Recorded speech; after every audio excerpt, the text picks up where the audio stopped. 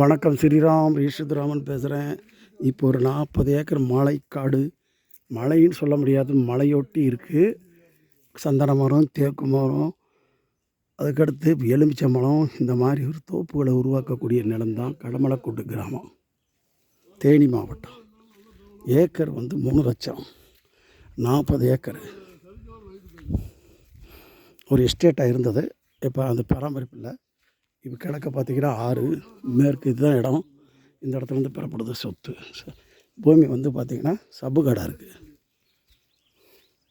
வெட்டி சுத்தம் பண்ணிக்கலாம். ஒரு 3 ரூபா சொல்கிறாங்க, அனுசரித்து பேசி விடலாம்.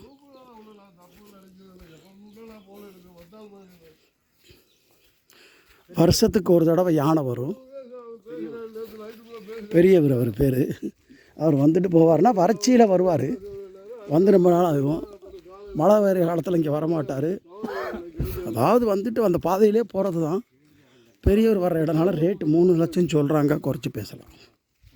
தேனி மாவட்டம், கடமலைக்கோட்டு கிராமம், வெள்ளிமலைக்கு போகிற பாதை. லாரி வரும், பைக் வரும், போர்வெல் தான். பெட் டைப் கார் உள்ளே வராது. இந்த எஸ்டேட்டு பூரா இதுதான். வெட்டி மரங்கள் போட்டுக்கலாம், எலுமிச்சை மலை செடி போட்டுக்கலாம். மலைக்காடு. முன்னொரு காலத்தில் விவசாயம் பண்ண இடம், பட்டா இடம். அரசாங்க வேல்யூவேஷனுக்காகவும் இன்கம் டேக்ஸ் டிபார்ட்மெண்ட் பண்ணுறவங்களுக்கு இது தேவைப்படும்.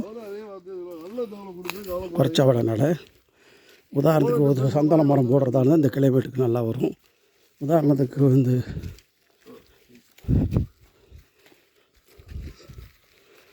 வரும்.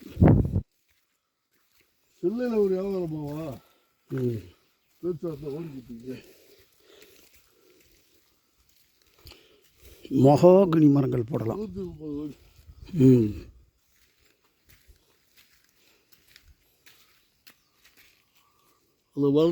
நம்ம ஆற்று வரிய இந்த பாருங்க, இந்த கிளைமேட்டு கீழே ஆறு இருக்குல்ல, இந்த ஆற்றுலேருந்து மேலே, இந்த பாதையிலேருந்து மேலே இங்கிட்டு சொத்து இல்லை.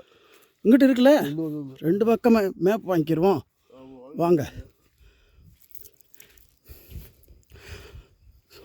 கீழே ஆற்று தண்ணி எவ்வளோ வேணும்னா ஆற்றுக்கு பள்ளத்தில் ஒரு போரை போட்டு கூட எடுத்துக்கலாம். இல்லை மேலேயே கூட தண்ணி வசதி இருக்குது. ஓசை போட்டு கொண்டு வந்து தண்ணி விடலாம். கீழே ஜீப்பு வரும், கார் வரும். ஆனால் பெட் டைப் வண்டியதே வராது. வணக்கம். பாருங்க பாபா, பாதை எப்படி இருக்குன்னு. சூப்பர் பாதை பாபா. வணக்கம். வாங்குற குறைச்சி பேசி விடுவோம், அது ஒன்றும் இல்லை. வணக்கம், ஸ்ரீராம் ஈஸ்வரராமன் விடுவேன். 2 வணக்கம் பாபா. ஒரு ஃபோன் பேசிட்டு வந்தீங்க, நீங்கள் ஞாபகம் இருக்கா?